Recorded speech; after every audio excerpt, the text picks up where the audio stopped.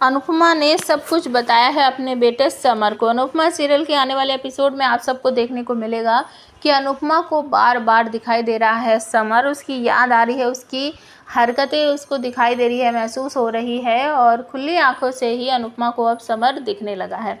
तो समर का पीछा करते करते अनुपमा एक जगह पर पहुंच जाती है जहां पर समर उसे दिखाई देता है कि वो बैठा हुआ है, चारों तरफ धुआं फैला हुआ है और अनुपमा उसके सामने खड़ी होती है और जाकर कहती है बकुड़ा बकुड़ा।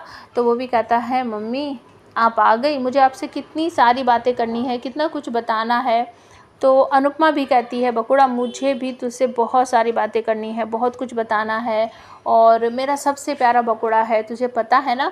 तो अनुपमा को कहता है समर की मम्मी आप कितनी सुंदर हो। तो अनुपमा कहती है कि मैं समर की मम्मी हूँ ना, इसलिए मैं इतनी सुंदर हूँ। तो इस तरीके से माँ बेटे में बहुत सारी बातें होती हैं। उसके बाद समर अपने बारे में कुछ बताता है कि मम्मी मुझे सबकी बहुत याद आती है, सबसे मिलने का बहुत मन करता है, मुझे आपके साथ रहने का बहुत मन करता है।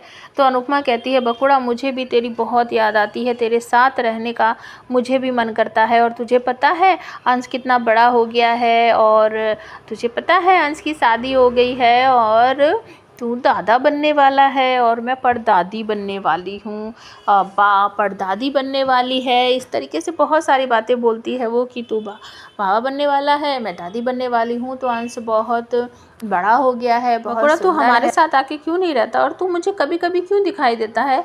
इस तरीके से अनुपमा अपने बेटे से बात कर रही होती है। तो समर कहता है कि मम्मी आपको पता है कि इस दुनिया में एक पत्ता भी अपने आप हवा में नहीं उड़ सकता, सब कुछ किसी ना किसी वजह से ज़रूर होता है। तो अगर आप यहाँ आई हो, मैं आपसे मिला हूँ, तो इसके पीछे भी कोई ना कोई वजह ज़रूर होगी। आप मेरी माँ है, उस वजह को ढूंढ कर देखो, आपको ज़रूर वो वजह मिल जाएगी।